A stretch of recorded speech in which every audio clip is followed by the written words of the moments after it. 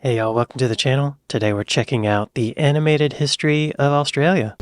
Aristotle, Ptolemy, and Macrobius believed that there was far too much land in the northern hemisphere, and that there must be some undiscovered continent balancing the globe somewhere in the south. Okay, so the logic was a little flawed, but during the Age of Discovery, the search was on for Terra Australis Incognito. I mean, their logic was flawed. The land doesn't have to balance out the planet, but I don't know.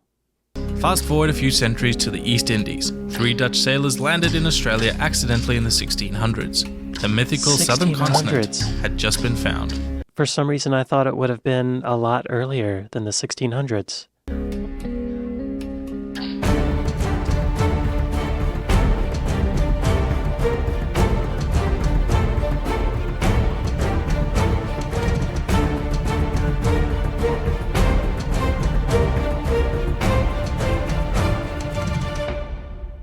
Alright.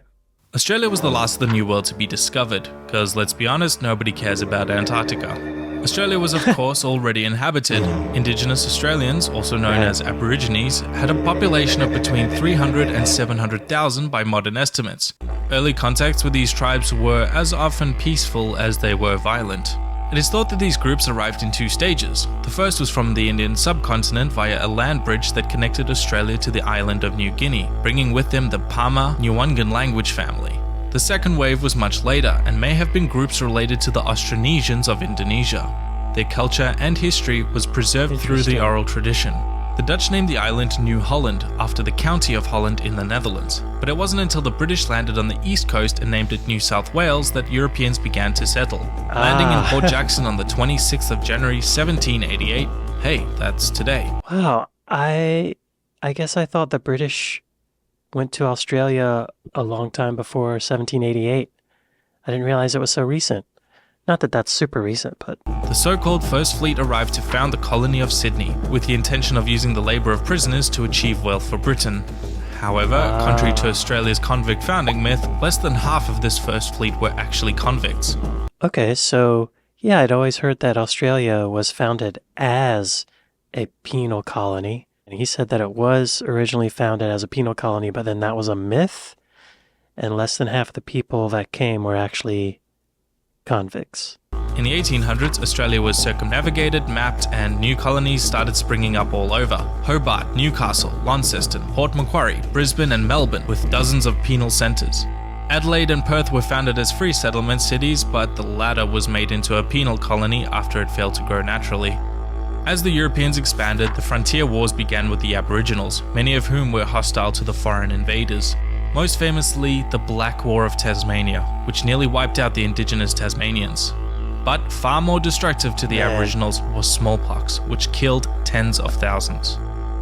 Smallpox killed a lot of indigenous people, apparently. In the Americas, too. Australia's growth would stagnate until the 1850s gold rush, which drew hundreds and thousands of settlers from all around the world in search for wealth, particularly in New South Wales and what would become Victoria.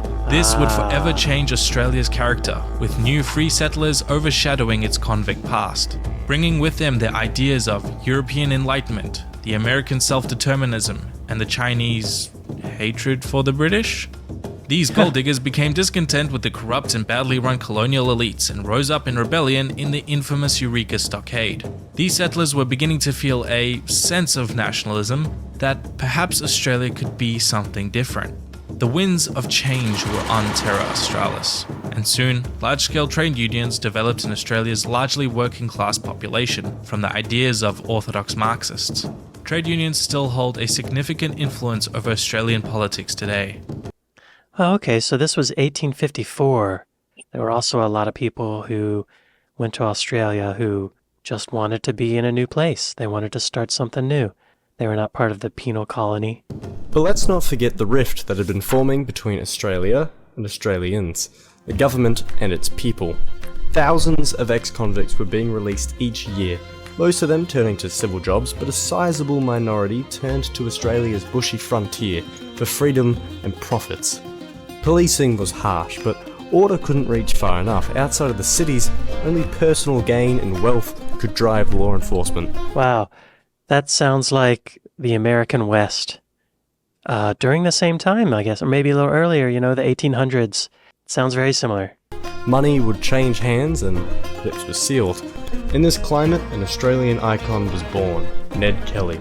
Famous for his tin hat Robin Hood thievery, infamous for his cop killing and town raids, and recognisable everywhere for that nifty bulletproof suit. That looks like the Zodiac Killer to me. What's this guy's name? I'd never heard of him. Ned Kelly? Ned Kelly. Australian bushranger. Convicted police murderer. He's known for wearing a suit of bulletproof armor during his final shootout with the police. It's a terrifying get-up. Ned Kelly. Famous for his tin hat Robin Hood thievery, infamous for his cop killing and town raids, and recognisable everywhere for that nifty bulletproof suit. Wow. For more on one of the most well-known cornerstones of Australian folklore, come to my channel, Feature History, and check out my video on Old Ned. Okay, so besides check out that video. bulletproof suits or whatever, most Aussie colonies were granted self-governing status and united to form the Commonwealth of Australia in 1901, a dominion of the Wow. British Crown. The new Australian government was very quick to open up a new dark chapter in Aboriginal history, the infamous Stolen Generation. Beginning in 1905, the government began rounding up half-castes, a term which is now highly offensive, and settled them into white families with the intention of breeding out their Aboriginal no. blood in a form of cultural genocide. Why can't they just let them do their thing? It's tough to understand the logic.